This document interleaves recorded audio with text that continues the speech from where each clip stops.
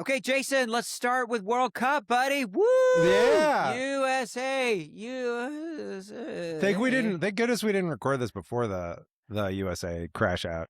That would have been embarrassing. I like it. I like this this is sort of the best of all possible worlds, because here was the issue from a political perspective.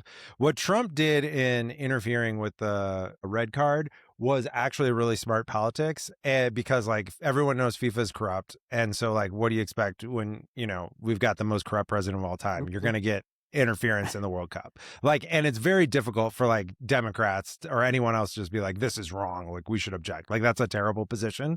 But instead, we interfered. Everyone hated us. We crashed out horribly, and now people blame Trump for the jinx. So it's way better than if it was like, it was like close, and it was like, if only it had gone our way or whatever. Like, and Balogun had scored or whatever. Like, yeah.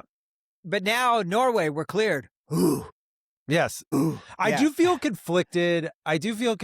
Because I love the Norwegians. I love Holland. It's definitely the team my heart wants. But like, but Mbappe is like, he's just so fucking good. Like, it just the French feel both inevitable and just like really amazing and like just seem incredibly fun. I can't really root for the French because it just doesn't make any sense to root for the prohibitive favorite.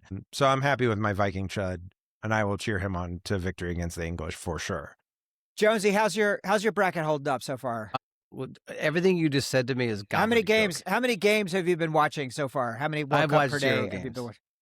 In fact, if possible, I have watched negative games. It's crazy when you describe the plot. Did the president get involved in soccer? Yeah, the president got involved in soccer. It sounded like you were describing a Curb Your Enthusiasm episode. Like, it basically was. Like, I didn't think what you were saying was real. We got a bullshit red card. We got a bullshit red card in the round of 32. A foul, yes. But a foul that's so bad that you both get ejected from the game. Yeah. You get ejected from the game. Your team plays a man down for the rest of that game, and the player gets ejected, can't play in the next game. That's what a red card means. Oh, okay. That sounds bad.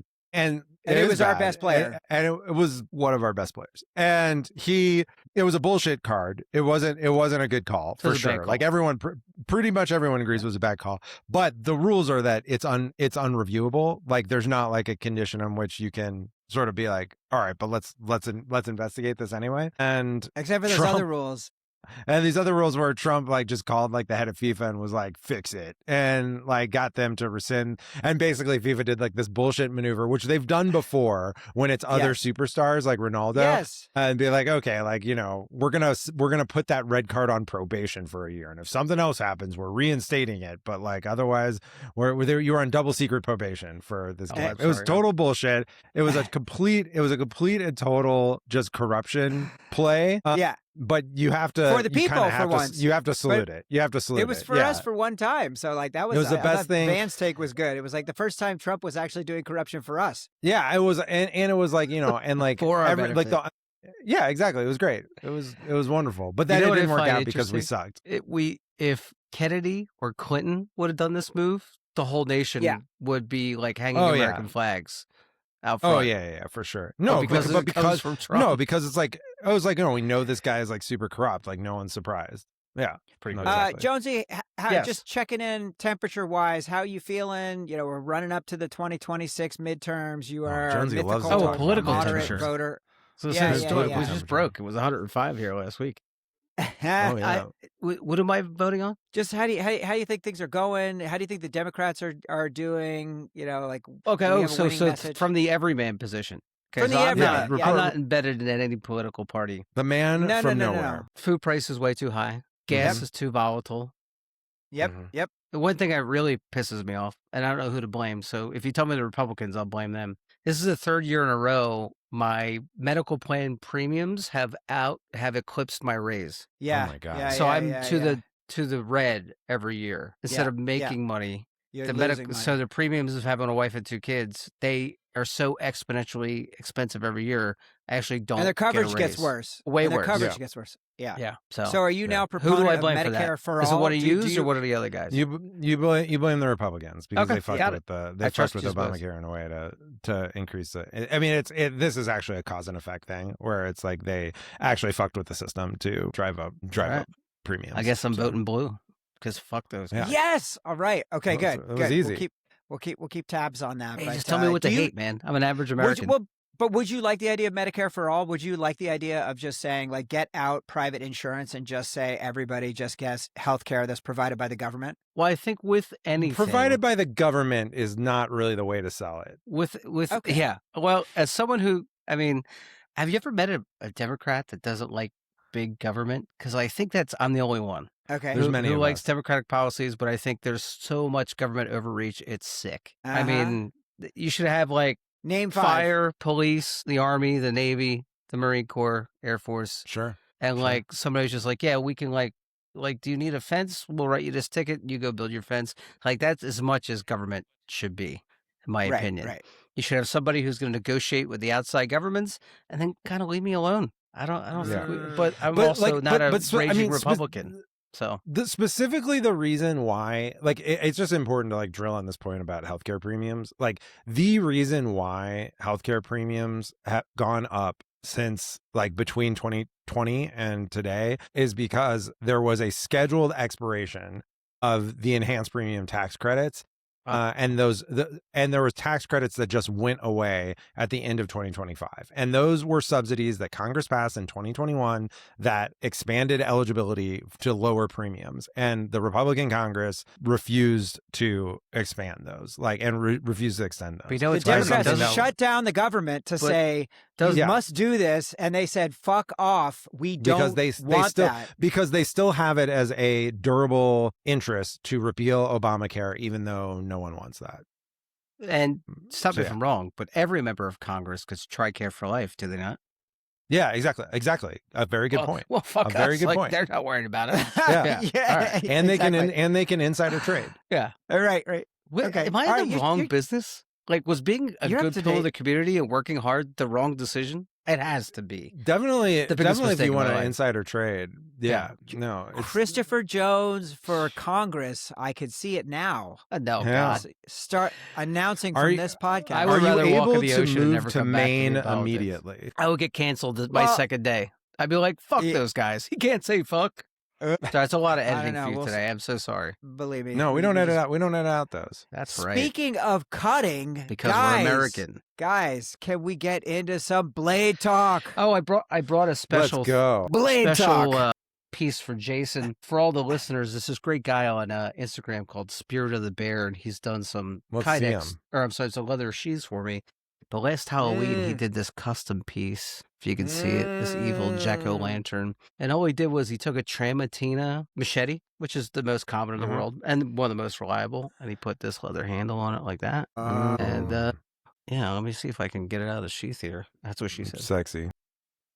Look at that. Wow. Put the clip on it. I mean, these are like $20 at Home Depot. It's like the Michael Myers move or what? Yeah, Tramontina, made in Brazil.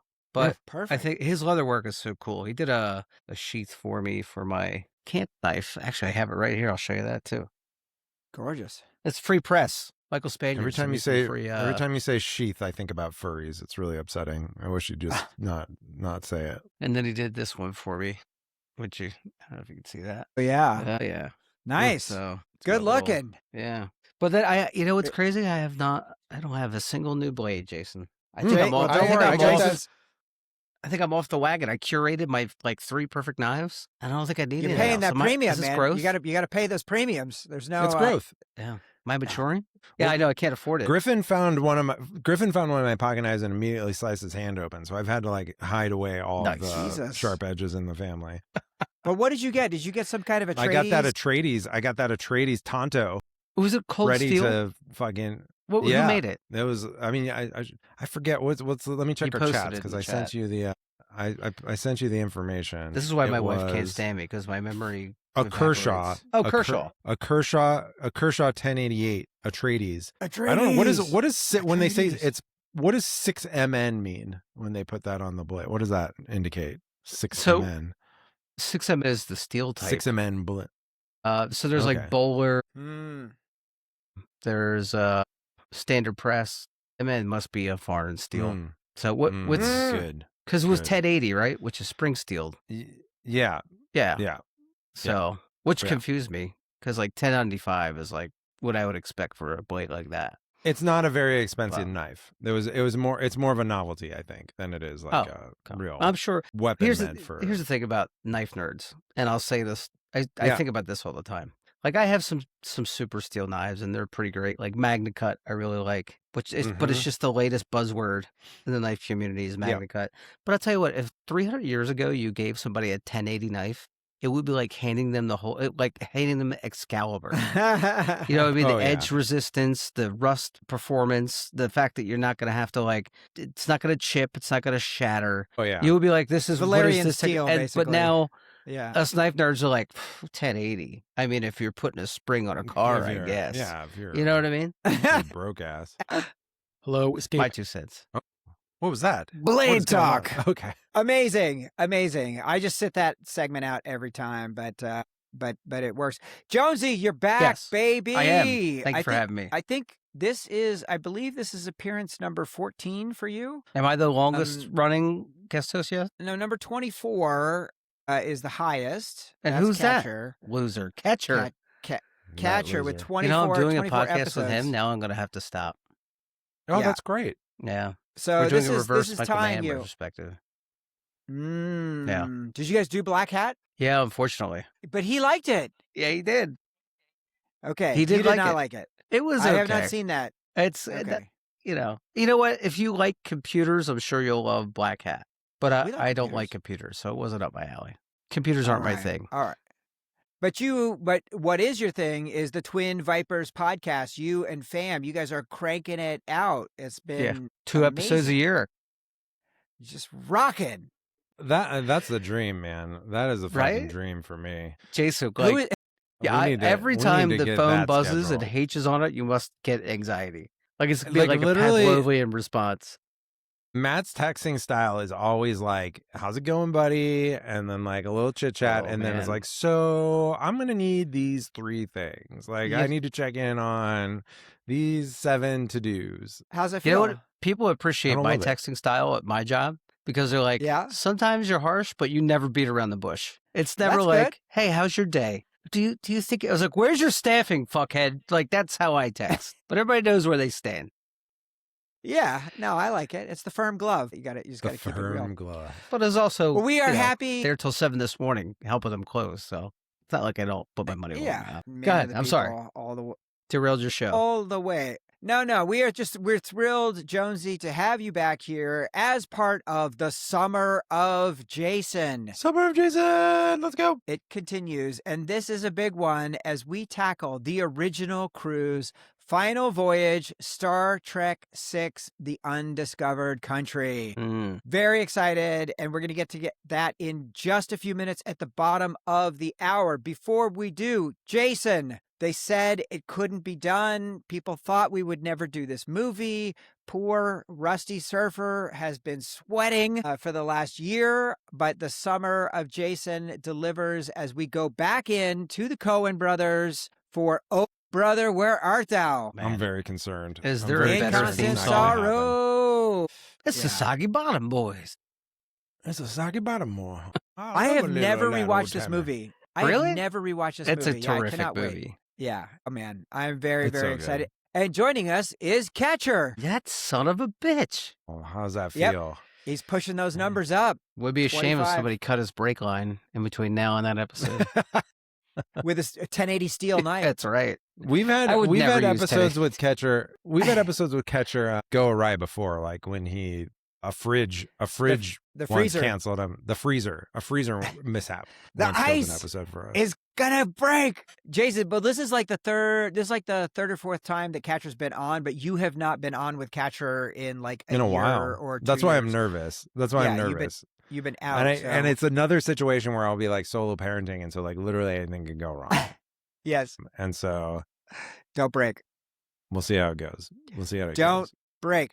Okay, can we do some quick Hatch news? Hatch news from beyond. Can I Jonesy, say you've start given us. up on Sounder and that you just say that? No. We got I a love lot. it. That is It's all, that is the it's all sounder. added. It's all added in post, my friend. You know what? Yeah. You shouldn't. Just leave that in. Go ahead. Oh, that's in there too, buddy. That, I know. Like, it's Yeah, all you there. get it. I Don't worry. listen. That's why I didn't like you challenging me. Here's the thing: you're trying to tell him how to produce, and that's never going to He get a can't yes do it. and It's like from him. his That's shields only are going to be up. a no but. Yeah, his shields are up. His shields are up. His shields are up. Yeah, you got to Okay. force the Vulcan mind meld on him. I got to get it into the back catalog way. and find out the Yeah. shield frequency of the Vulcan mind Reliant. melds should they be consensual and should they be admissible? I think in that court? this That is is one a of my note points. for you. This is one of my points. I watched Okay. last night, or should I say 7 o'clock this morning, and I was like, "That's going to be a note for H about the mind meld." I know Yeah. it is. It's going to be one of his 3 yeah. notes. Oh Yeah, yeah, you no, saw it's it. a no. You saw it coming. It's coming up multiple times. Okay, all right. So let's get into this Hatch news. Jonesy, start us off, please. X-Men '97 season 2. What about it? What'd you Is it think? news? I've only watched the first episode, but I love it. Me too. Yeah, Only yeah. watched the first episode, but it was pretty awesome. Yeah, I love this family dynamic between Gene, Scott, Scott. and Cable. Mm-hmm. I guess Nate, whatever. But it's cool, and I like that Forge and Storm are together. It's like somebody went into my teenage reading like daydream and made it real. So can we it's just have pretty a cool. quick? I want to have a quick interlude on this. So I started reading X-Men really on the dark. I was actually after Dark Phoenix. I started on 168.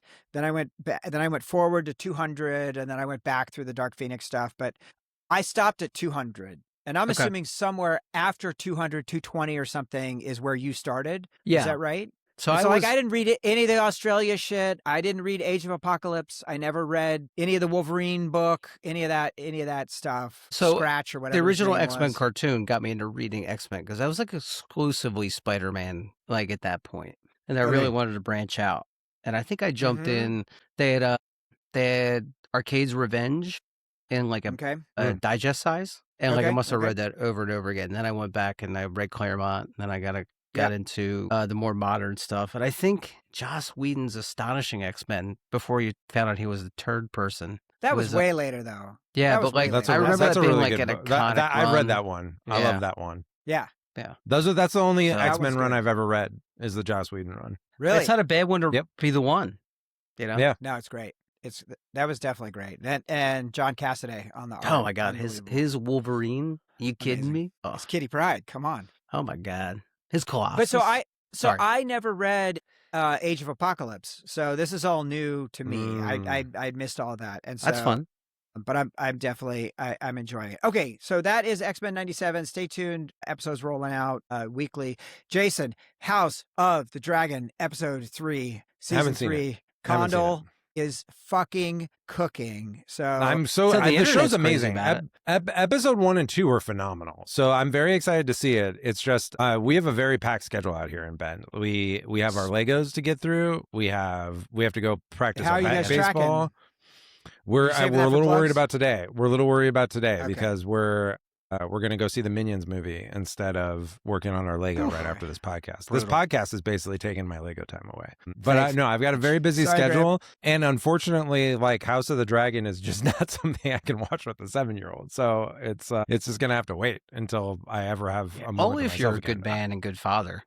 If you take those Yeah, two I things, try- you can watch whatever you want. I had the Americans rewatch on my phone when I was working in my office and Griffin came in, and it was like just the worst possible time for anyone to see the Americans. And then that's like a show that was on basic cable. I was like, That's okay, the Russian spies get activated. It's so Somebody, fucking I heard good. somebody It's just somewhere so said it's the good. most accurate spy show ever made. I as don't far as know, close to but life. I do know. I do Can't know wear that it I out. absolutely love it. It's just, Mm. it's absolutely amazing. But anyway, all of this distracts from your Ryan Condal praise, which I am definitely here for. All praise to I've just Condal. got. I will just say it's the best. The episode 3 is better than episode 2, which is better than Wow. episode 1. Wow. Many people are saying this is the best episode of House of the Dragon so far, and there are Wow. people online talking about this as one of the canon One of the best episodes of ones? Game of Thrones. Wow. Period, and it Jesus. really it's doing absolutely everything, and it's doing it in a really good way. So very That's great. excited. The show is absolutely working. There's only 5 episodes left, so we're already, cooking through the rest of season 3 is on its way. I mean, shout out to Ryan Condal. This show looks like $1 trillion. Like it's crazy. Like, especially if you compare it to like what Supergirl looks like or whatever. Like like this show just looks, or like some of these like Star Wars shows, frankly. Like it looks like all of which I've rewatched recently. Like this show looks like $1 trillion. And like, I mean, really, like name a better high budget, like name a show that looks better on streaming than House of the Dragon. But especially Dragon work. Like Dragon work's hard to do. Like it could The look Dragon bad work- fast. the dragon work is fucking insane, and like that's the thing. But as always, people always latch onto the spectacle and the scope and scale of this thing.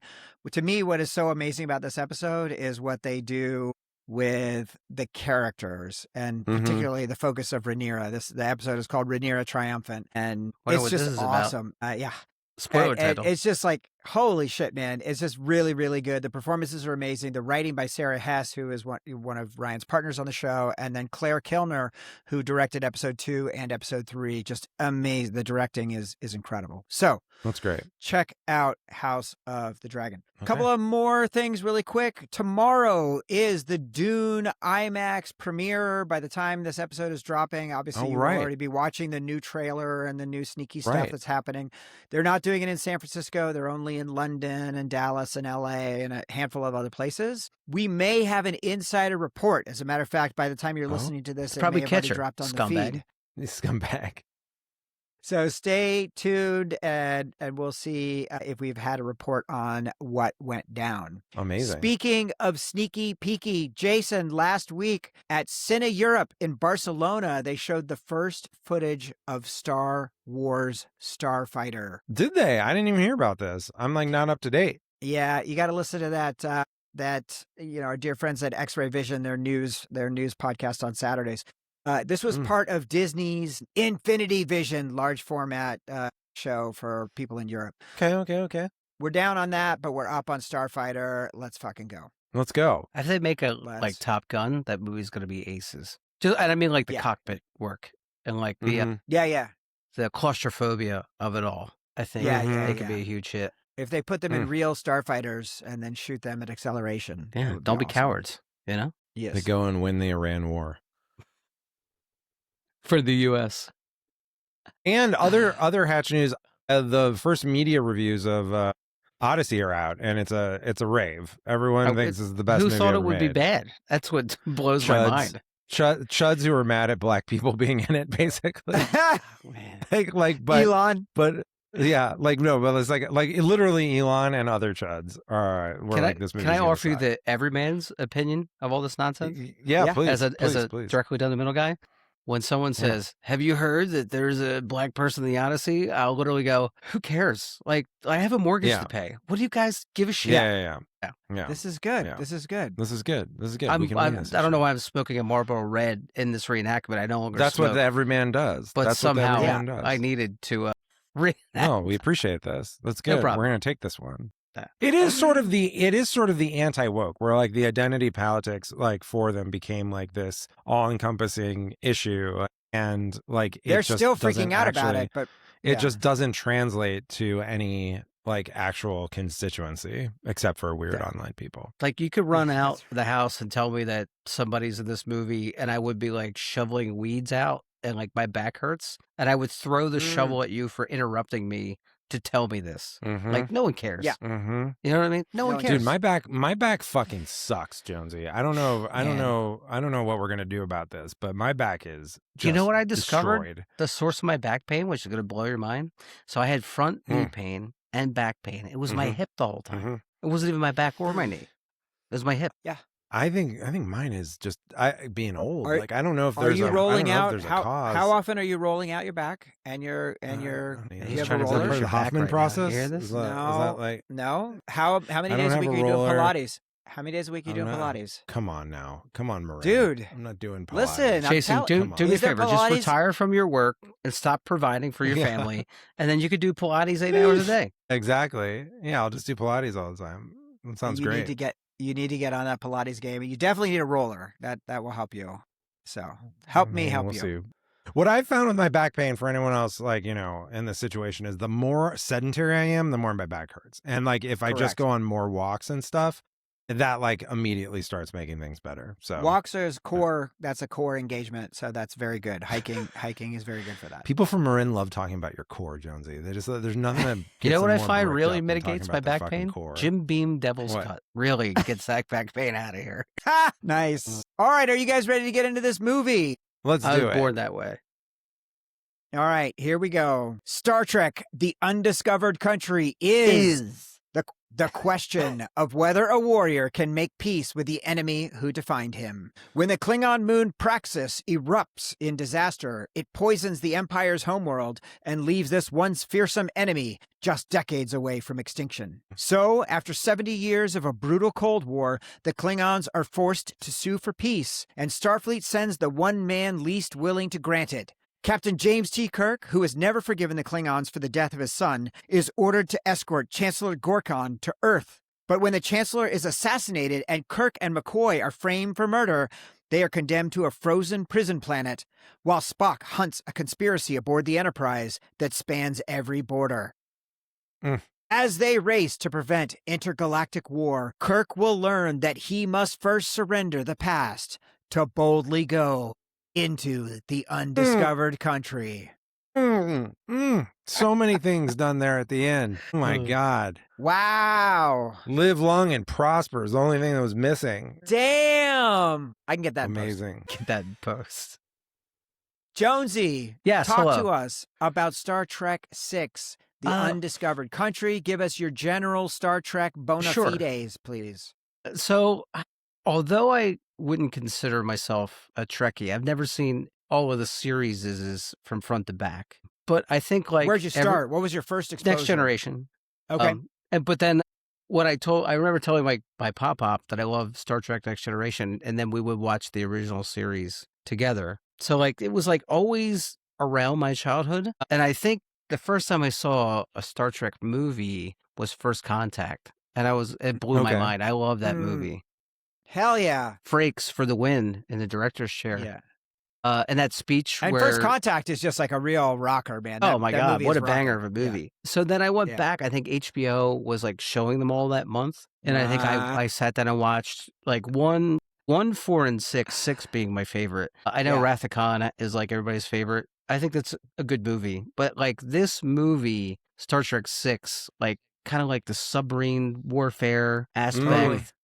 Totally. The political edge, the kind of like the collapse of an empire. It's, in my opinion, like the best one-liners of any Star Trek movie. I think this movie rocks. And this movie makes me want to be like a Star Trek guy. It's just the minutia of it. It's like one of those things where the lore is so big, it's hard to wade in those waters. You know what I'm saying? Yeah. But I like. But I this one, I'm not this one anti-Star invites Trek. you in, though. This one invites you in. It asks you to read the manuals, but it says it's you're welcome to. You're welcome to peruse some. This is a some great Wikipedia standalone story, even though it's their send off. Like it doesn't feel that way. Right. Yeah.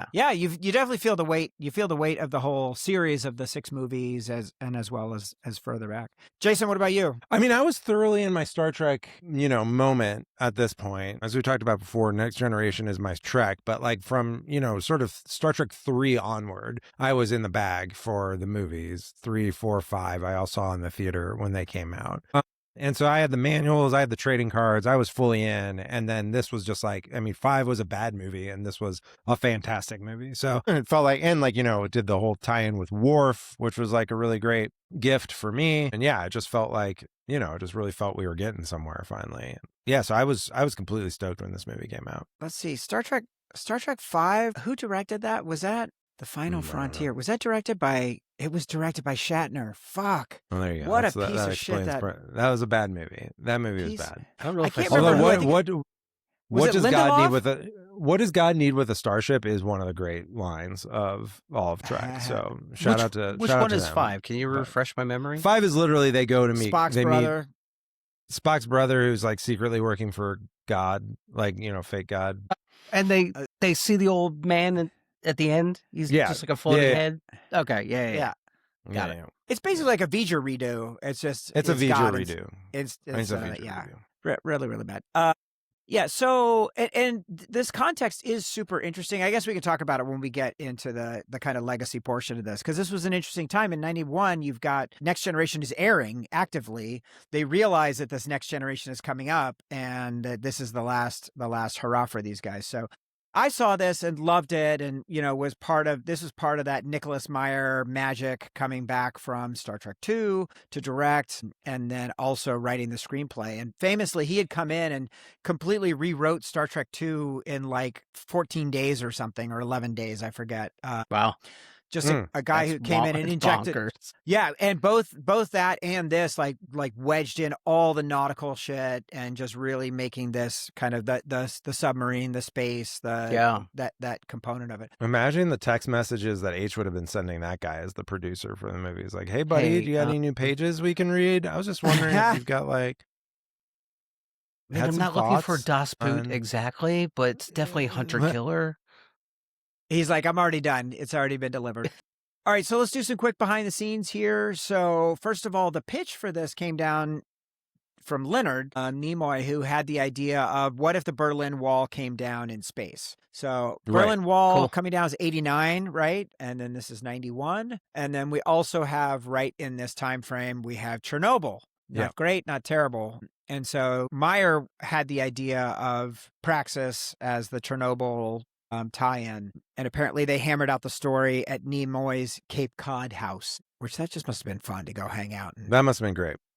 Yeah. So one thing that was different from previous iterations that was Roddenberry really struggled with was they wanted to make this the beginning of introducing the idea of flawed humanity.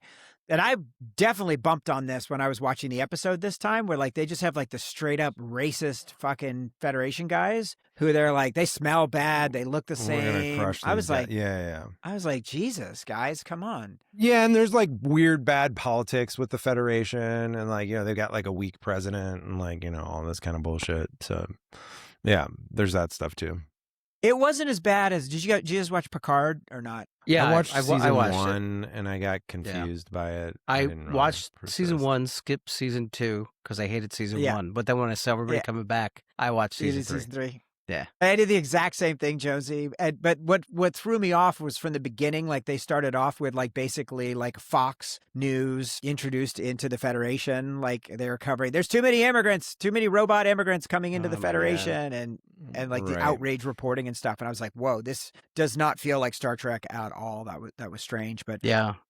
I like when they do like a morality play about what's going on in life, not just copy paste. Yeah. Mm-hmm. You know I think that's right. And this notion of making some flaw, we talked about this for the Battlestar episode. This was what Ronald D. Moore was bumping up against. At the end of the day, Meyer won in the argument. Roddenberry was extremely upset. He hated it, and then he died 2 days after seeing the film. Oh my God. Fucking killed him. Pretty tough one. Gene, great job. You'll be remembered forever. Rest in peace. Budget on this film. I'll be right back. 1 second. Okay. Don't parrot, Jason. Dude. Don't wait for the translation. Oh my God. Great line. Yeah. Christopher Plummer killing it in this movie. God damn. Really, really good. Really fun. I love seeing that guy. What's going on for the boys this summer? What do they do? Jack he's really talented music-wise as well as playing hockey. So what's he do? He plays instrument? Trumpet, but I've never seen somebody he could hear a tune and then play it on the trumpet. He's got an ear for it. So he did a couple solos this year, regular band, honors band, jazz band. So he got picked to go to this camp, but he's going to try out for the state. So he's kind of, and then he's got a hockey camp later in the summer. And then the little one, who knows what that kid does? He's a whirlwind. He's looking like Lego robotics and then jujitsu. Yeah. Like he doesn't have, he's got to have all 32 flavors. How old are the boys now? 13 and 10. Jesus. Man, I think they fight like they're 45 and 40. Younger son is the scariest thing, I think, because like I'm really grateful we've got older boy, younger son, because like the second ones are just like are the second ones are less cautious just by nature because yeah. like they're like Younger none of daughter. the same.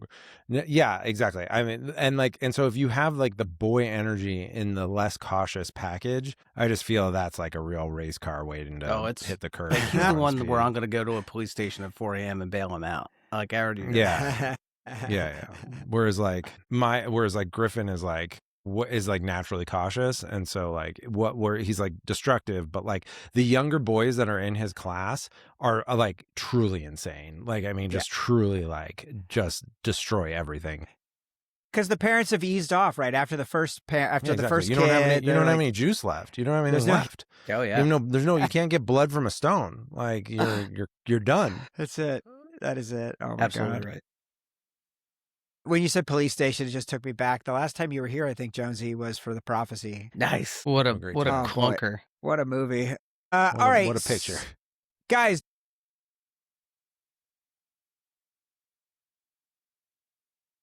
Yeah, that's one of my notes is the lack of the budget shows. Where it was like, oh, you shot this on a soundstage with some scaffolding. Like that must have been chill for everyone. Worldwide, $96 million. So it worked. It wasn't like a huge hit, but this was a good time for Trek. The Trek was firing on multiple cylinders for one of the rare times in its entire lifetime. So it's pretty impressive to do $100 million while you also had the TV show on the air. You're saturating in syndication. So pretty good. You have in the box office in December of '91, Hook, Beauty and the Beast, Love that movie. The Last Boy Scout, Father of the Bride, JFK, and The Prince of Tides. The Prince of Tides. When are we going to do The Prince of Tides, Matt? Never. Have we not done The Prince of Tides? But you know what I do say every day in my everyday life? Back and to the left. Back. Low and to the left. And to the left. Yeah, exactly. Great Where movie. do you want to start, Jason?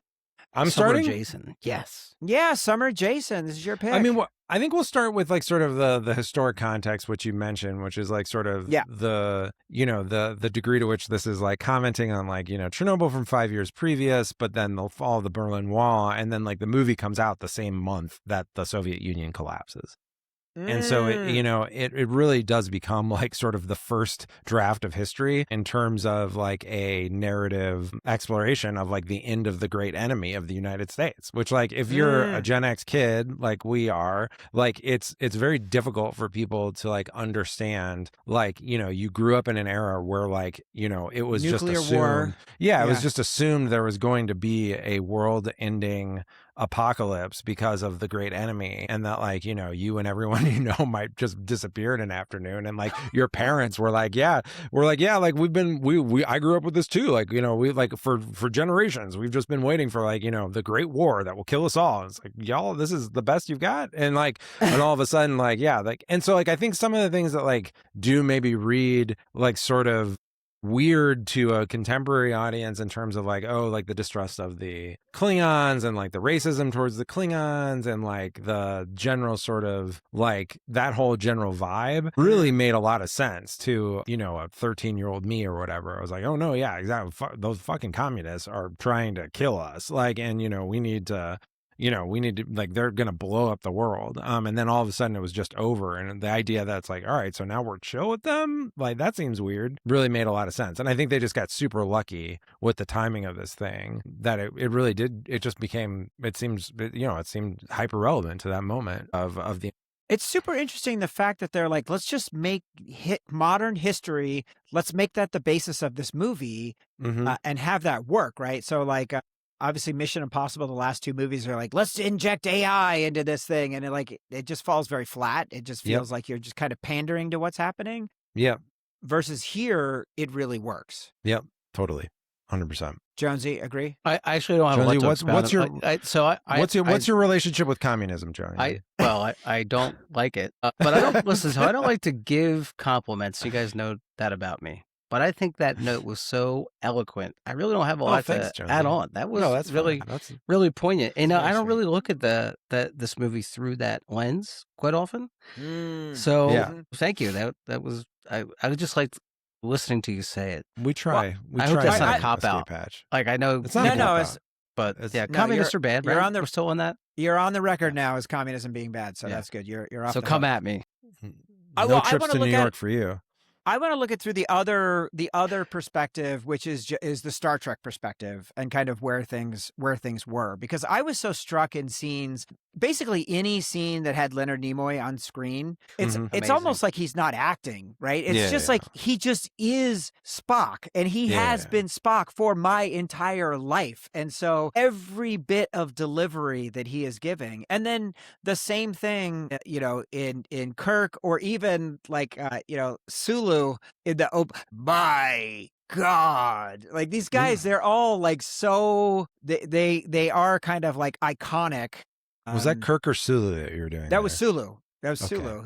It's just All right, like it's the all right, slowest delivery right. of my God I've ever seen. Okay. It's just like that was just really striking to me, that whole notion of that when the credits end, or when the credits start, they use their signatures, to sign off. Yes, Like everything I that love they're that. doing, I love they're that. really kind of like acknowledging how much Yeah. Star Trek has come and what it really means.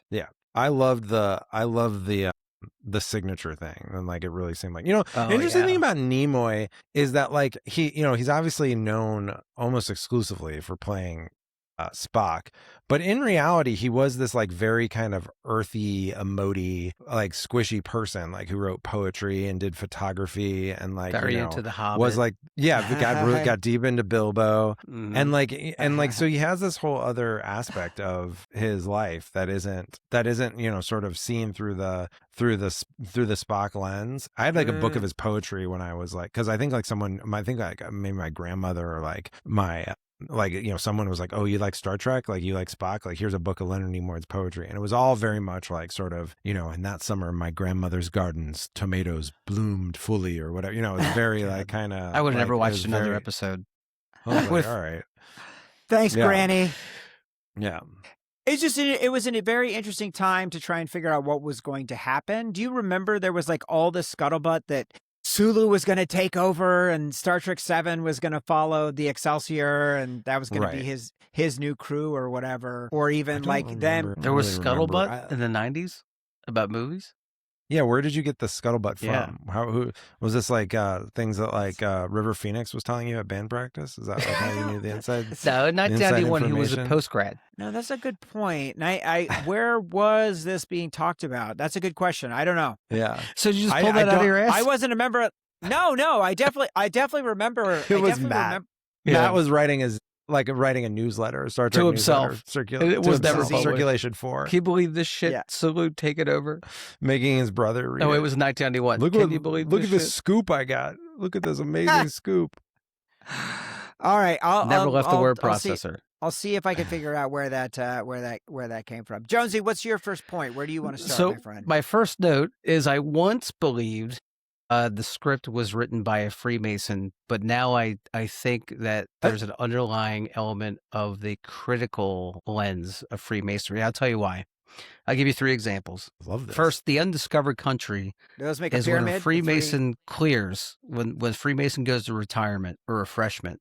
We say he goes to the undiscovered country from which no man may return. That's how a Freemason describes death, not peace. Interesting. Okay. Second It's is not the future. It's not the future. I mean, this is right. Well, death this is the future. We all go there yeah. one day. Yeah, I mean, Sure, it's, but- it is the undiscovered country as death is what it refers to in the original as well. So it's a in reasonable- Hamlet, in the original in Klingon. Hamlet, yeah, in the original The Klingon original, translation. the original. You've never seen it until you've seen the original. Yeah. Klingon.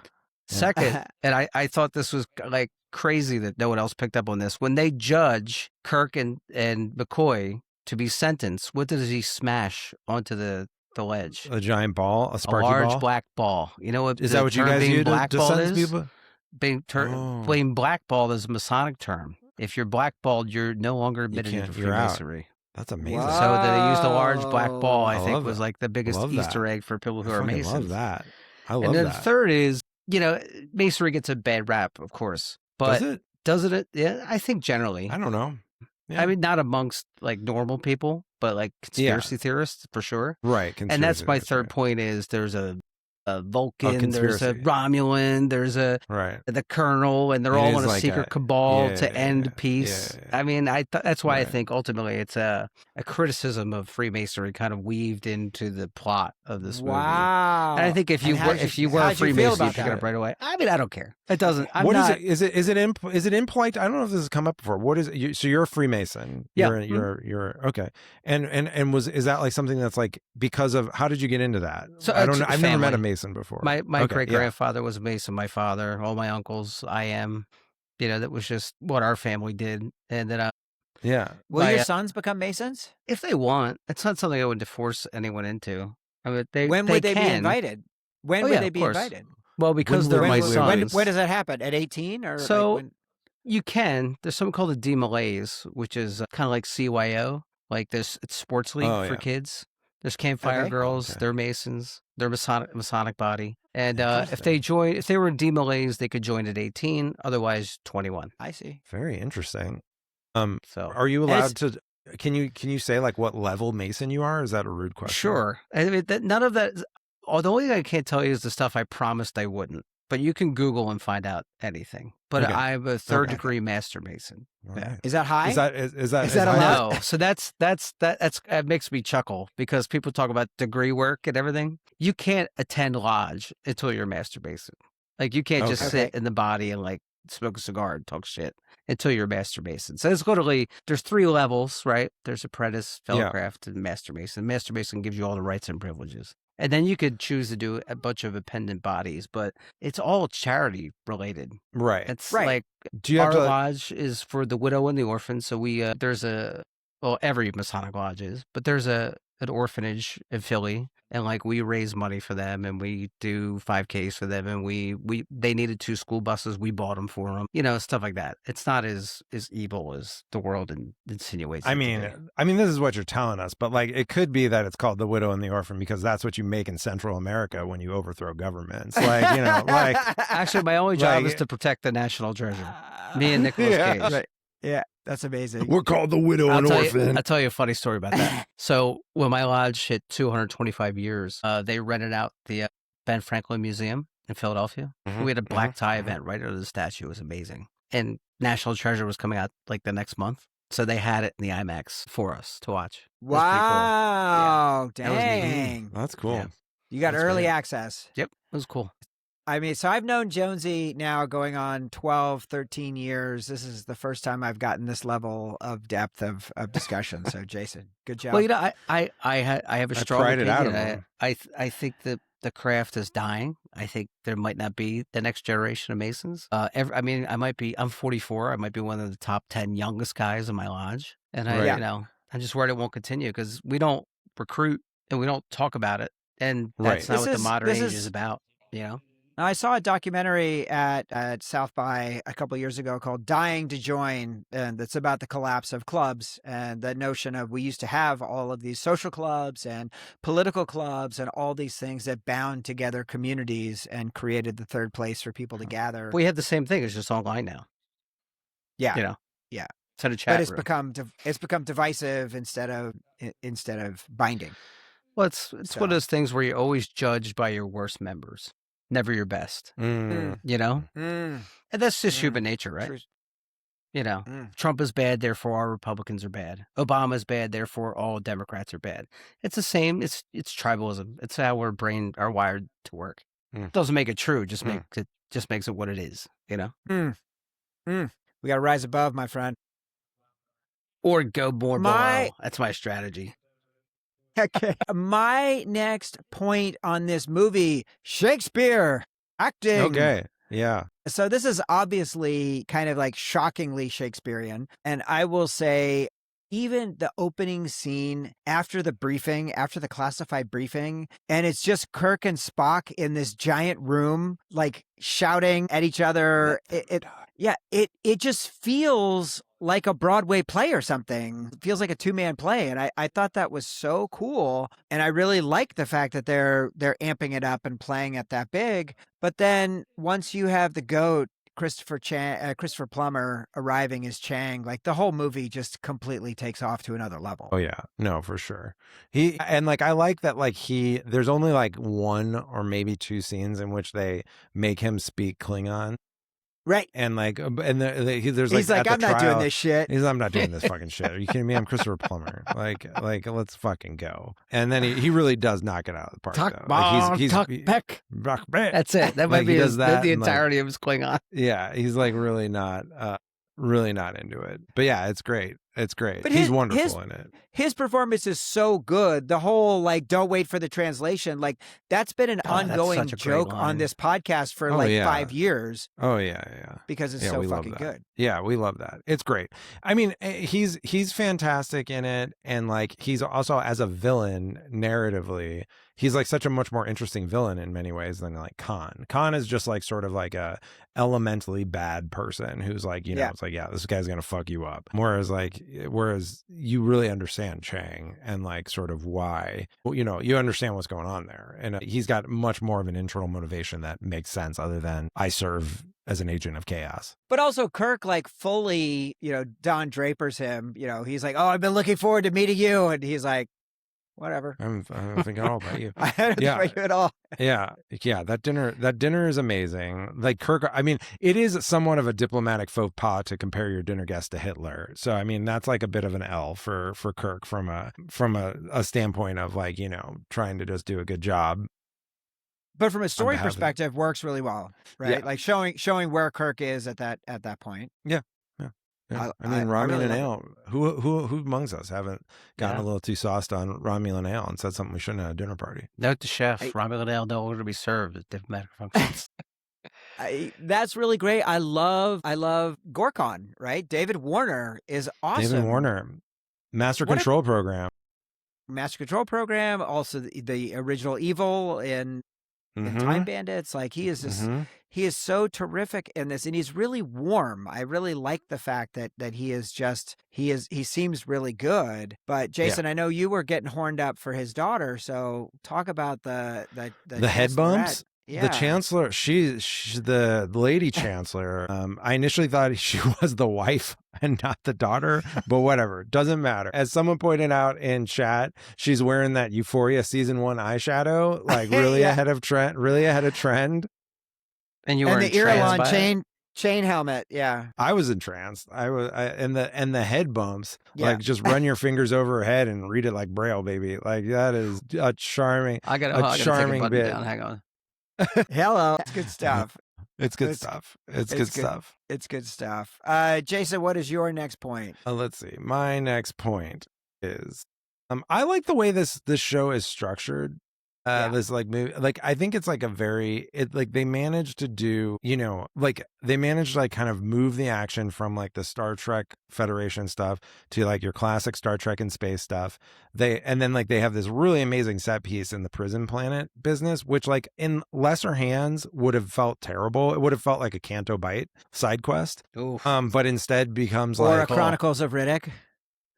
That's what I went to.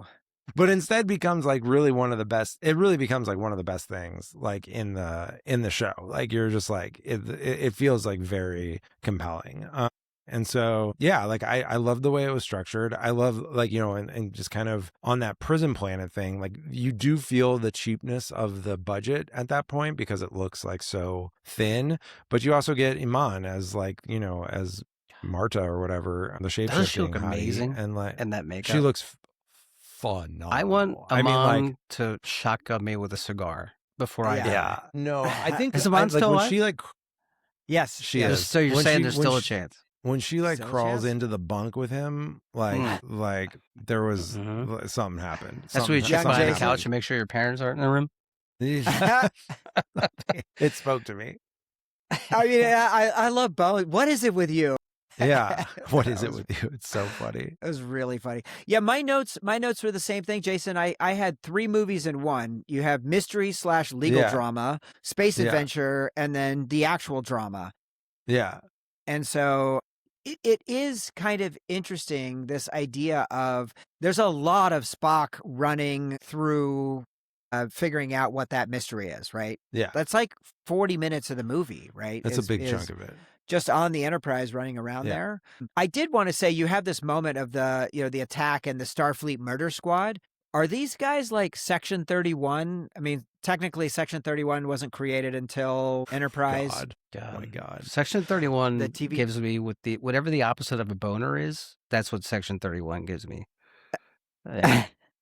Section What? 31. So lame. Like, I love H trying to like understand the ontology of like Star Trek. I was Don't like, you they guys don't give know a... about Section 31? I know that's about why it I from, made like, my the previous Kirk comment. from the Picard show. Yeah. Ooh, a secret Yeah. Oh, yeah, society. okay. Didn't we just cover this? Checking. It's just like obviously they don't care. I thought at first it was like the DARPA. Did of you Star guys Trek. watch did you guys- Enterprise? Did you guys watch that show? No. Which one was that one? Was that Quantum Leap? Was the main guy? Enterprise? Yeah. It's quite. What's Jonesy, it? Scott Bakula. You're breaking up. You're breaking up, Jonesy. It's Bakula, yeah. Yeah. That's it. I'm back now. That's Bakula, but it was the one. It had that, like, it started out just. Yeah, you're back now. Yeah. It started out with the idea of just here's the first Enterprise that was created, after Cochrane or whatever. Yeah. But I then think I they went watched that to for a like a little bit. whole. There was a time war from the 31st century, Oh man. and these guys You just were lost like me in that was this like the background conversation. story for. Yeah. It's I didn't tough, watch man. it. I never It's watched tough. the show. It's tough. I'm just. The I'm thing just is, saying. this is like not to transition seamlessly to another one of my points, but the thing that this movie really does well is they make it a Star Trek movie with a lot of Star Trek-y stuff, but like you don't need to care about like the grander sort of lore of Star Trek. Like it doesn't really matter. Like the only thing that matters is that like the Klingons are bad and like we feel some kind of way about that. Agree. Like whether or not this like coheres to like some sort of understanding of how the Federation actually works constitutionally, like none of that matters. But you still get like all of the stuff that's great about Trek, like what does it mean to be a Vulcan, and like what is the difference between like like what like you get like the cool like sort of science fiction stuff, like concepts that the show is interested in, without getting into some of the other business. Totally. It works on that. It works as like a light thing. You don't have to be too deep. You don't have to be too deep. To have fun of it. Did you? But so the Kirk fighting himself and that stuff that all worked for you guys. That kind of felt like kind of element, like some of the jokey stuff didn't work that well for me, but I agree but with that. it just felt very Star Trek to have Kirk fighting. Yeah, a I version would of like himself to and- transition that jokey thing into my next point, a la Jason. I think this movie has some of the greatest one-off lines and little moments that I love. Like, for instance, I'll give you like my top 5. Like when he goes, "We're gonna fly the ship apart," and so it goes, "Fire apart." Then, God, I love that line. Yeah, I love when. That's good. What's his name? Chekhov is like only the size of my head because everybody's so hungover and trying to work their stations. Yeah. Right. And my favorite interaction in the movie is where Kirk's like, "You know what, Spock, we're all human." And Spock goes, "I kind of find that insulting." And there's there's great physical comedy too, like when what's her name? Not Kate Capshaw, who plays the Vulcan. Valeris says Kim like Cattrall. regulations say we can only go this speed, and like Nimoy's just like no, just let it go. Like there's like human moments. Let her. In this movie, and then she that goes, I think "I've always wanted to try that." Like she tries to be a suck up after. Yeah. She's like tries to don't be, kiss ass. We all know lady. better. Yeah. But that like there's so, and then when they're all laughing, that fake laugh when they're trying to go through Klingon territory. I love that. And Uhura was like really cuts the line. Yeah.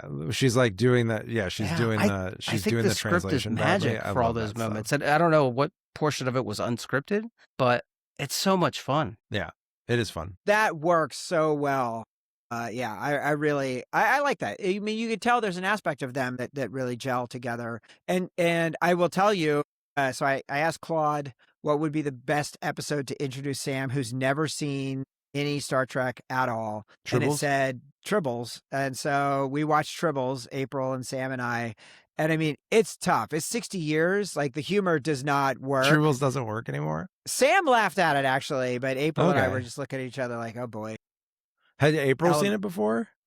Maybe. I like that but not April much. also had to suffer through this experiment. She did have to suffer. Yeah, that's definitely true. Was she stoked about this idea that you had? You're like, oh, listen, I talked to the AI about what we should show our son from Star Trek, and she was like, this sounds great. Like this sounds great. Yeah. No, she was, I would say, acceptance. Was a good that's as Begrudging far as we're gonna acceptance? get, Like, well, I on married him, that one. and But I'm not I will not say, get married again, so Jonesy, I guess just we're this is making one a of my work. honorable mentions. No, Yeah, because because you bring up Kim Cattrall, like my first law was like I completely forgot that she wasn't playing Savick. Right. So Yeah. and of course the traitor was originally written to be Savick, but Roddenberry apparently was able to get that shot down, and so they changed Interesting. her into Valeris instead. Because like Savick means too much to To start the To who? audience, yeah, and they didn't want her to be Yeah, be to a literally straight- no one. It would have To been literally- fine to have it be Savick. Yeah. Audience in the chat, if you give a And shit she about had Savick, also- Would be good. drop 1 in the chat. Yeah, press 1 in the chat if you give a shit about Savick. Savick, yes. But Kim Cattrall, I think, is really great in this. Yeah. Yes. Jonesy, we also had you on the pod for her breakthrough performance in Mannequin. Big Trouble in Little China. Big Trouble. Little China. Yes. I like Kim She's- Cattrall. But she's great. And this movie She's especially. great. But I think the so- performance is amazing. She But does a is the good eyebrow sabotage raise. story sabotage? Is that a true story or not? I didn't. Are get a you chance to coming I look it up. think it's Ask I think Clyde. it is a false etymology. Clyde. Hey, Yeah, Clyde. ask Clyde. Ask him. Yeah. I don't know. I believe mean, it is false. I believe it is not true. Spock Okay. also says But in I this don't know. movie Maybe- that his ancestor maybe was the truth Sherlock sayer Holmes. knows. So what are we talking about here? Yeah, what do we know? Yeah. What do we know? When Spock said that, I just assumed he meant like another human side. Yeah, No, the human I, side, I yeah. thought it The meant human more side. of like it was an homage to the fact that he was Sherlock Holmesian, and that was an inspiration to his Right. character. Who's to say? Mm. I like in this. I like on the Spock thing. I like how because like Leonard Nimoy is Jewish, and like this is a big point of pride for Jews. And Shatner And- too, right? But you choose and not Shatner to. too. You choose. We you don't choose not to recognize him. acknowledge that. No, but there's a whole bunch of stuff that like Nimoy brings into Vulcan like lore because of his Jewish heritage, and so like famously like the live long and prosper gesture is like the gesture of the the priestly benediction that the rabbis do Really? on high holy days. Yeah. Like that's where that Wow. comes from. Is that like Wow. on high holy days when they do the threefold benediction, they hold their hands over the congregation in that sign because it's the looks like the letter shin in Hebrew, which is like it's a stand-in for the name of God. And so like that's where he got that from.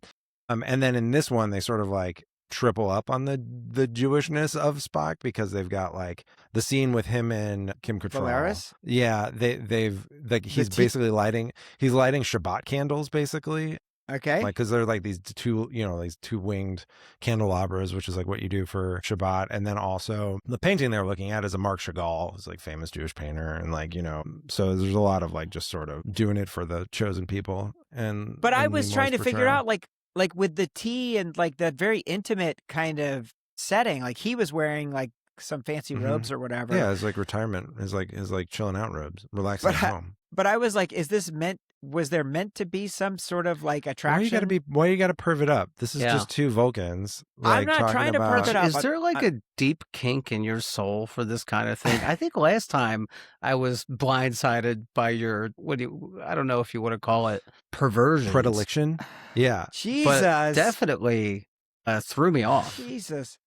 No, Alright. like 90-year-old I don't think- Nimoy isn't getting with 30-year-old Cattrall. Yeah, they're in this movie. discussing affairs of like state Okay. and like philosophy. Can't like two Vulcans like just be cerebral with each other? It's not Ponfar season. They're not trying to warm it Ponfar. up.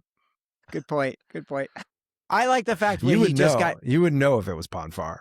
when It would be he on. just got depressed and he just went to bed and like put the pillow over his face and he's like, I'm just laying in bed and Kirk had to come get him out. Come on. Yeah, Listen, let's that's go. just an indicator that there's something wrong. Like my wife knows there's something wrong when I'm in my robe, and Okay. Yeah. I'm not dressed to go. Jonesy, anything we missed? Anything you want to make sure we hit? I mean, no, this is such a great movie, and people have talked about it for years. So we don't need to retread everything. But I Well, really we do did- love that final shootout. Yeah. I love the fact that there's a prototype ship, the bird of prey that can fire when cloaked. I think that's usually like something is so far out in these movies, like a ribbon that could take you to heaven and deposit you somewhere else. This is just like, Right. the Russians came up Just with a a ship. sub that can fire, while the engines are off. Like it's very Yeah. like naval combat. I love the McCoy and Spock making the the torpedo. Yeah, Like that's a that great scene. tension is so great. That is good. That is good. And Bones is like, I'd give real money if he'd shut up, because they're playing the audio in the ship. Yeah. And then he's just like reciting bullshit. Christopher Plummer, when he stands, that jump cut, when the torpedo comes out and it's kind of like swirling and he stands because he knows, like, wow, what great acting with doing almost nothing. I mean, just amazing. That whole cat and mouse scene. And the Excelsior comes in. He's like, let's give him something else to shoot out. The battle damage and like people were getting up. Like, so cool. I love it. They get one hit. They get one hit on the ship, and then they're like, the dining room. Fire! They're like, fire the fuck out of this thing. They're like 30 torpedoes. There's no like, do you want to surrender? Do you want to talk about it? Rid of the clip. Yeah, amazing. I just thought that whole sequence might be my favorite in the whole movie. Like, I like Repente. I like the beginning, especially the politics. But this shootout is so much fun. It's so good. I do love Repente. I love the introduction to Repente where it's sort of like a Snowpiercer thing where they throw the bro outside with no clothes on to like. He's dead in 10 seconds. He's frozen solid in 10 seconds. Is that Bill Murray's brother, or who's the warden? I didn't recognize the warden, but they shot you think it's the guy from Groundhog Day? I don't think it's him. I don't remember, but he looked familiar. Maybe it's a different guy, but that guy definitely was very familiar to me. I'm not sure who he was. Jason, anything you want to say about Kurtwood Smith as the president? Oh yeah, Kurtwood Smith as the terrible. It was great to see the Federation Doug meeting. Jones is OCP. It looks like a FIFA meeting or something in there. Like, I don't know. It's pretty bad. It looks corrupt. It doesn't seem like the Federation is in great hands. My guy, the president, both has like this ridiculous mustache and is just getting worked by the Klingon and Romulan ambassadors, just absolutely getting bodied. It doesn't know where to go. But the Romulans are inside the tent, right? Like, that's an interesting change. Like they're like in the Federation tent. I don't know how the Romulans inside. I guess it was like they were all there for like for the peace talks or whatever, and so you needed them involved, but I don't know why you'd be taking advice from them. Like, it seems sus. It would seem their best interest is to keep the Federation and the Klingons fighting. Mm-hmm. You know what I mean? You just can't trust them, though. Yeah. You can't trust them. I never will.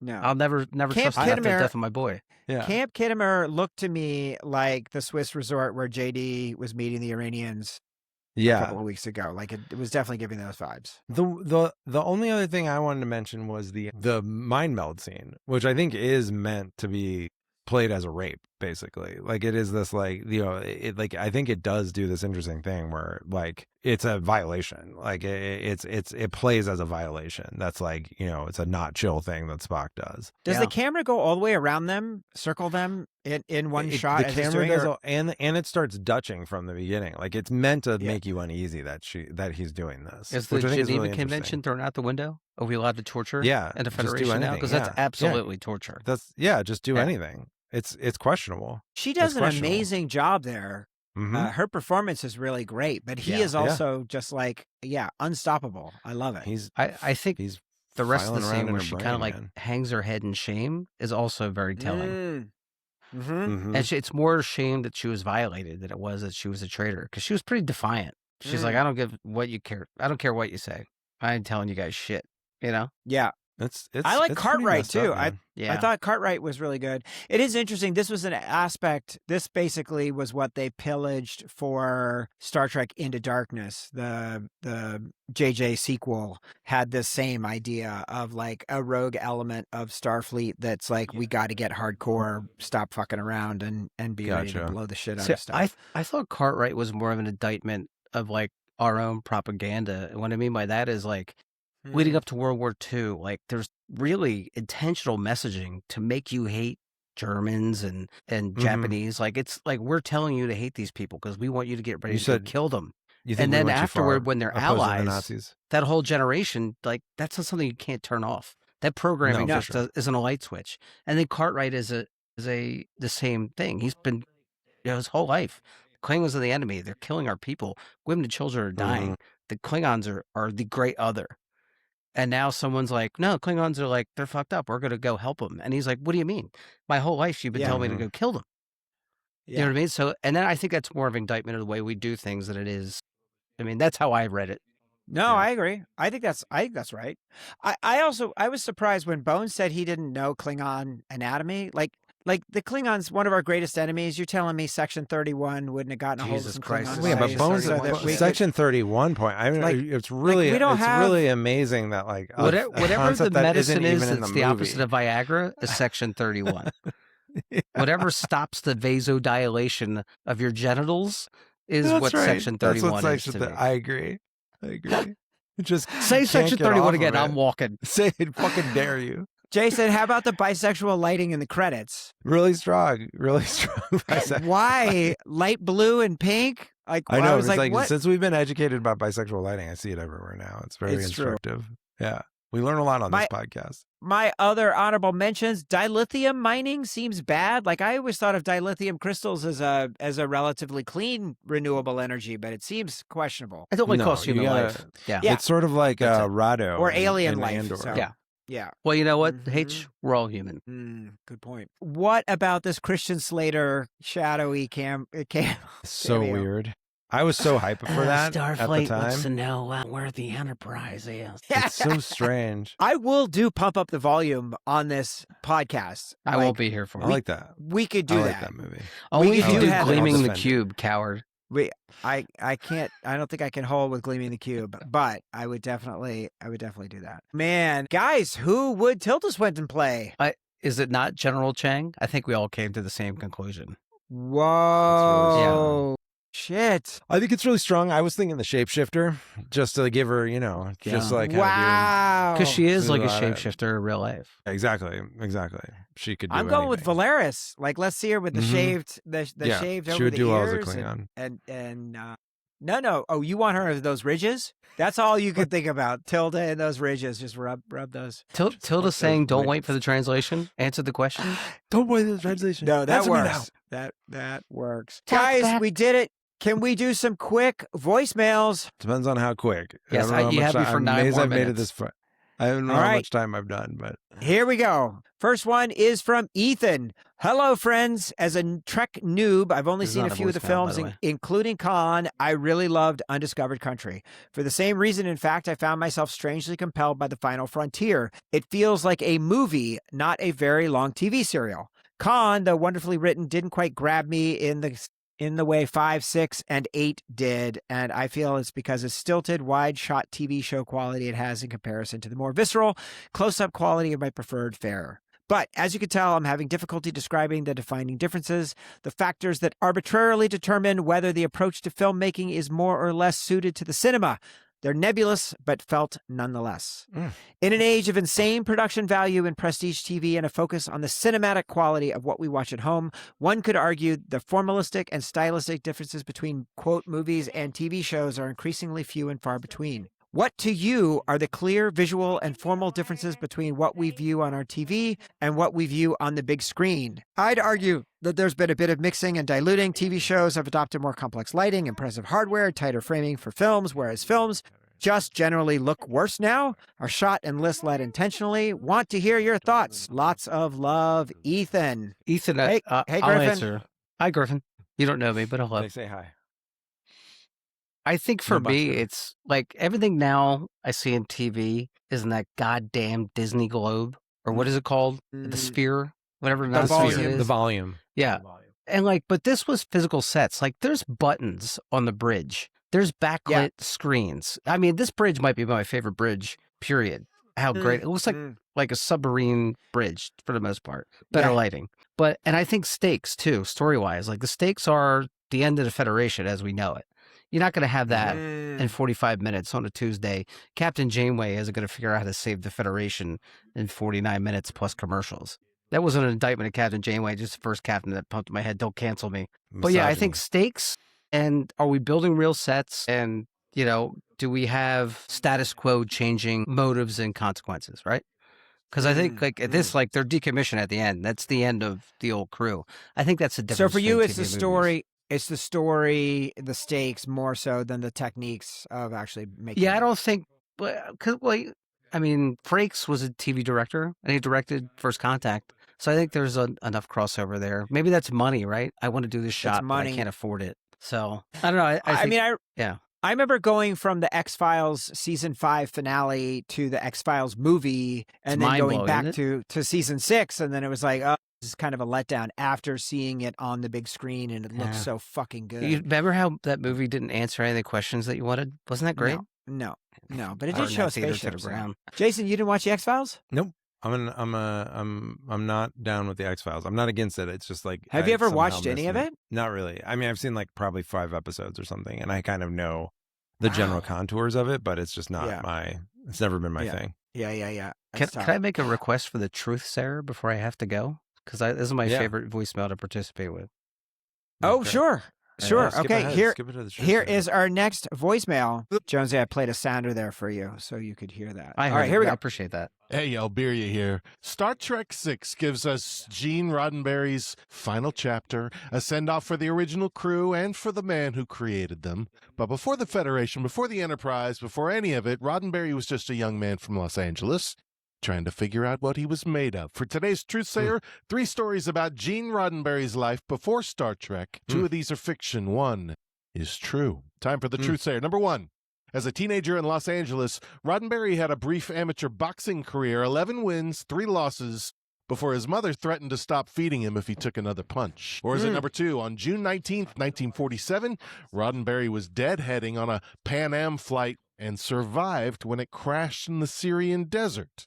Or is it number 3? In 1949, Roddenberry wrote and submitted a radio drama to CBS about first contact between humans and an alien civilization. The network rejected it as, quote, too cerebral for a general audience. He kept the rejection letter in his desk for the rest of his life. All right, which one of these Gene Roddenberry stories is true? Man, this is a difficult You asked one. for it, Jonesy. You asked for it, Jonesy. And this is usually what you with Truth Sayer, I'm like a big trivia factoid guy, and I can kind of see the forest through the trees. I have no clue. I going with want number to say it's 2. not boxing. I feel like he did that because he knew I was going to be on the show and I like fighting. So that's a red herring. That's what I was going to go with. That's why I also don't think he kept a rejection letter is legit. I think it's plane crash. Okay. I'm going boxing.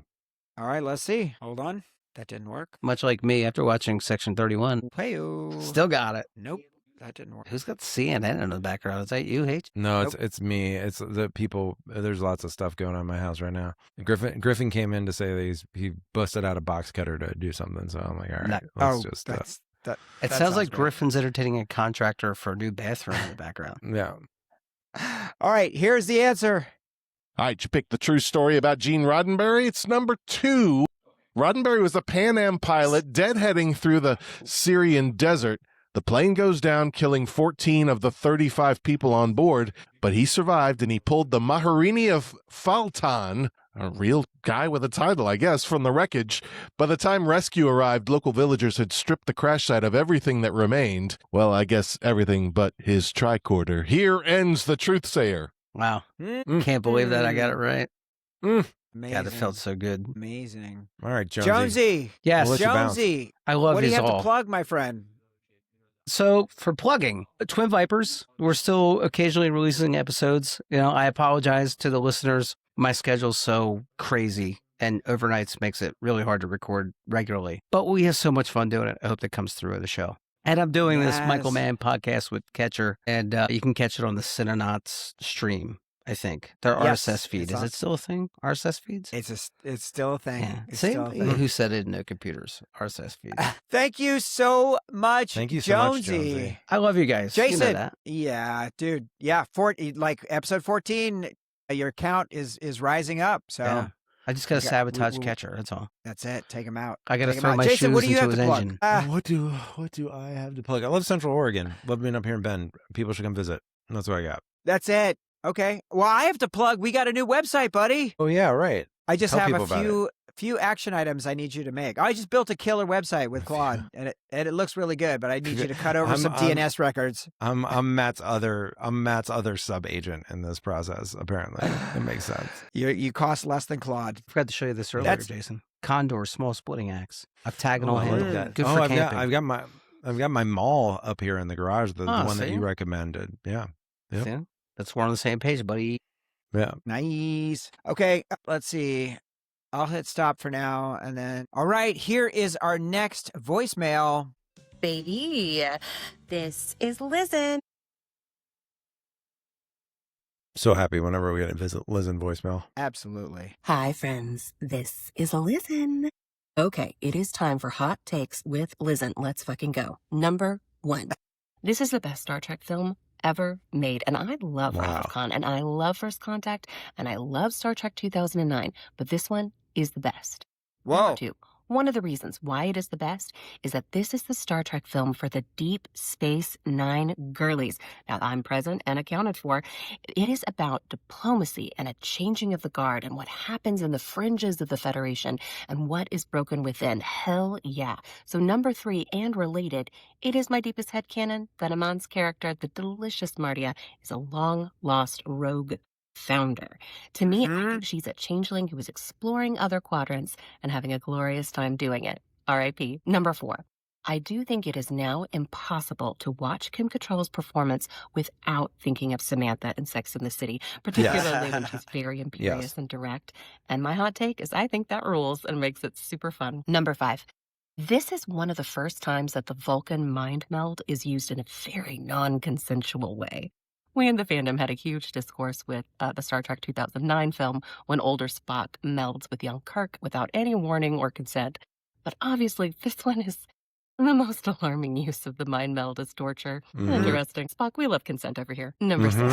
Christopher Plummer is so good here, and I really wanted to enjoy his daughter, Amanda Plummer, great actress, doing something very similar years later in the Picard show. Speaking of changelings, I just really wish all of that had been better. Number 7, I really hate that we never get to find out more about a female Klingon chancellor and how that worked with this kind of the crazy way that the Klingon culture works. And that's a bummer that we never really got to know what happened next with her. But she was amazing. Loved her outfit. Now, this is not a take, it's a fun fact, and I hope y'all noted it, that the cast signatures at the end was copied by the MCU with the Avengers Endgame credits. And I okay, anyway, I love this movie. I could talk for days. XOXO. Listen. Unbelievable. What a great... I also had the reaction about being unable to see Kim Cattrall outside of Samantha, especially since she's kind of doing like a Catty. You know, she's a catty piece of business in this one. And it felt like at any moment she might like sort of say something very sort of, outre about her sex life. Yeah, exactly. Yeah. Really, really good. I love it. Lizen, thank you so much as always for bringing it. All of us were struck by that consent issue. So like, I'm glad we picked up on it. Here is our next voicemail, Mr. Java. All right, Java, let's do it. They're still podcasting with open voicemails. Of course. We're one big happy Discord. H, my old friend. Do you know the Klingon proverb that says revenge is a dish that is best served cold? It is very cold in space. I make you a counter proposal. I will agree to your terms if you agree to answer this question. What is a sequel that is regarded as bad, but you love it anyway? I see he still produced a voicemail. Love it. He's so good. What a talent. He's doing this from the road. He's out there doing this from like a Radisson or something. God bless him. Making it happen on the road. Impressive. I mean, Chronicles of Riddick, I think, is like Chronicles of Riddick, Alien 3. Those are like the big sequels I will always defend, even though people are sus about both of them. Is there one I can think of? I mean, Superman 2 is kind of not derided, right? Superman 2 is liked. It's not derided, I don't think. Yeah. I don't have a good answer here. I mean, I guess I'll cop out and just say Last Jedi, which I love, even though it's not perfect. Terminator 2. Terminator 2 is great. It's just not as great as everybody thinks. Thank you so much, Java. Here is our next voicemail. Hello, Escape Hatch. It's Kev here, coming to you from the home studio because audio quality at Astor Place has deteriorated, and I got to be on my best game for Jonesy Loves Beer and for Star Trek. My truth, I think after you guys did Wrath of Khan, I did Search for Spock and then stopped. I don't know why. Classic Kev flaking on a journey, I think is what happened there. However, I saw a photo of the cast, and The Simpsons around the same time was joking about the Star Trek cast still doing these at this time, which I think is admirable and really cool for the record. Yeah. So Kev's question, acknowledging my place in the Escape Hatch demographic, I'm wondering what y'all's retirement goals are. I'm 33. about to turn 34. I don't have them. My career is basically just snowman games, to echo Bob Lerman's Elvis there. So I don't know what the story is there. I don't know what my retirement plans are, but I'm wondering if you guys have any plans. I mean, the Bend compound alone. Yeah. I'll leave it there. I'll let Jason answer that. All right, guys, peace and love. I'll talk to you all next week. Once again, it's Kev's questions. It's a good question. A lot of retirement talk this pod. Yeah, on the mind. Is yours to assign tasks to other people during retirement? Is assign that your tasks to other people? I mean, yeah. I mean, if I look out, Sam is going to be. I consider myself a stay-at-home dad, but he is now 8.5, and so in 10 years, theoretically, he will be leaving for college, and so I don't like. That's where, in my mind, I will be in a retirement state. Okay. And I think it looks like editing podcasts and producing podcasts and playing pickleball, which I'm kind of doing those things right now. So, like, it's pretty dope. That's great. That's great. I feel like I've sort of been like the last 10 years in like kind of a quasi retirement where I have a lot of projects, but like none of them are like full time, and I can kind of, spin things up or spin things down. Like there are things that like put demands on my time that like I can't like get out of or whatever. And so in that regard, sometimes it feels like a job, but I don't know. It's a weird liminal state that I've just sort of gotten used to over time. I wouldn't describe myself as a stay-at-home dad because I don't think I do enough. I don't think I'm helpful enough for that. But we should ask April how she feels about your self-employment. I think she would agree with that. She would agree with that. Yeah. Yeah. But I think it's a fine line. It's a fine line that you have to kind of you have to maintain. Yeah, I was talking to someone who she and her husband are both retired, a former coworker of mine, and she said her husband would wake up and sit on the deck and read his iPad for a couple of hours and then maybe go for a bike ride. So like, I mean, do they have kids or no? In college, like graduated grown from kids. college. So his kids are grown kids, Cayman's age. Yeah. I mean, I think like it is like sort of I wouldn't describe myself as a stay-at-home dad, but like there's a lot of like parenting that still happens when kids are 5 and 7 that, like you say, won't happen at 10 years from now, or even like 5 years from now, or somewhere in between. And so like for now, like there's a lot more kind of parental tasks than maybe there are later. And so yeah, but TBD, Kev. We're all figuring it out. Will you get a condo in the town that that Griff goes to college and like go like try and I can't imagine that. I can't imagine doing that. Is there a college in Bend? You're like, can you just... My theory on the kids and like them going away to school is like, I just think they're coming back. Like, I think they should go away because I think they're coming back because like we have the real estate portfolio and they're not getting it. And so it's like, I mean, I just have like a very like, I'm like, I don't know, like it's not, you're not gonna afford a house. Are you crazy? Like, you're gonna have to come, you're gonna have to come live here. Like, and so I have a very like boomer attitude towards that maybe, but I don't know. Okay. We'll see. Could be wrong. We'll see. Thank you so much, Kev. You're doing great, buddy. Joke's going to be on me when they send me to a home and then just take the real estate portfolio and be like, yeah, look where I live now. Yeah. All right. Here is our final voicemail. Cool. K-Fats, hey, this is Corey calling from Austin, Texas about Star Trek VI, The Undiscovered Country from 1991. Same director as Wrath of Khan, is that right? I think that's right. Okay, I thought it was in the theater when it came out, and I really loved it. I love it less rewatching it. It's like, it's a bit sillier than I remember. I thought it was more serious, and they really go a bit overboard on the Shakespeare stuff. Like, okay, all right, already with the fucking Klingons. Don't the Klingons have their own fucking Shakespeare? I mean, you would think with their kind of culture, they would have like a really awesome playwright that they would quote. But I guess they were trying to relate to the, Earth people or whatever. Anyway. Earth people. I will say Nimoy is like doing the best here. The rest of the crew, I don't know who's doing the worst of the original members. Like, I mean, Shatner's always number one of like, what the fuck? I love Shatner, but we all know like he's not a good actor. Right. And then, but like Chekhov and, Sulu's good. Chekhov though and fucking Scotty Bones is always good too. But everyone else is a little fucking goofy. And speaking of goofy, what is up with all the background characters in this fucking movie? They are off the charts overacting. Humans, aliens, all of them are doing the weirdest fucking shit. They're so fucking distracting. It's wild. what's up with Kim Cattrall? I love her. Okay, again, let me preface this, and then I'll fucking give you the shit sandwich here. Like, she has like zero lock on her emotions for a fucking Vulcan, right? Like, I know they're not emotionless, but they just have like a control over them. She's so fucking smirky and shit all the time, and like, I don't know. She was Corey's not working venturing for me into in this Section role, 31 and territory she here. looks great. She's like, you know, hot Vulcan, but all right. I don't know.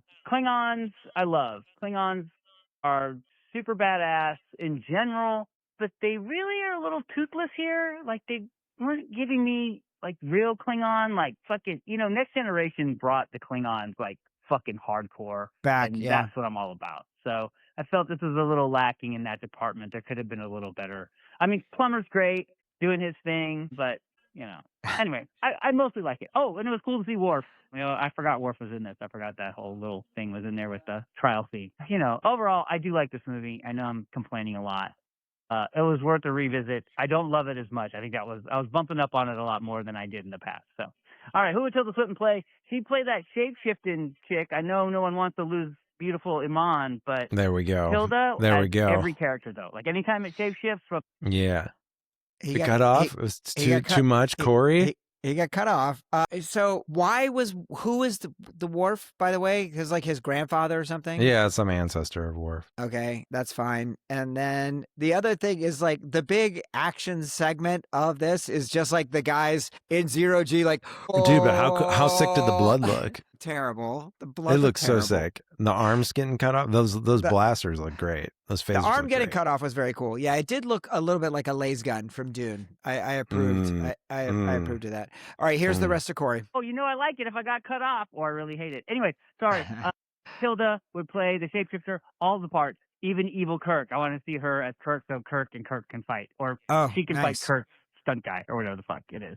And what's up with the? Okay, I'm not done. The fucking knee genital guy alien. Yeah. Like, they like really dropped the ball. I went to do some research on this, and it's like all they can tell me. He doesn't even have an alien species name. All they can tell me is that he's got his genitals in his right knee. They don't have a language. They don't have a planet. Nothing for this fucking guy. Sloppy. Star Trek. Sloppy. George Lucas would be rolling over in his grave. He's not dead, is he? I know he didn't create it. Roddenberry's rolling over in his grave, but Lucas would never allow this to happen. That's what I'm trying to say. All right. I love you guys. I got to go.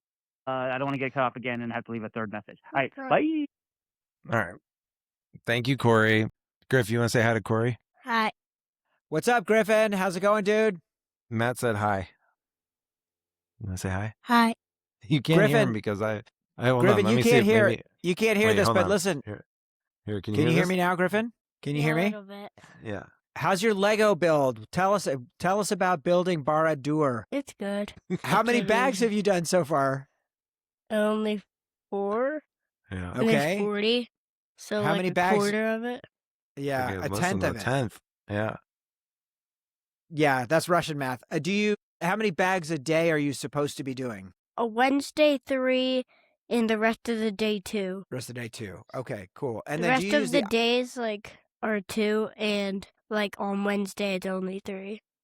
And are you doing, or do you use the booklets or do you use the iPad app? You use the booklets because the iPad app doesn't work. What's wrong with the iPad app? It just doesn't work.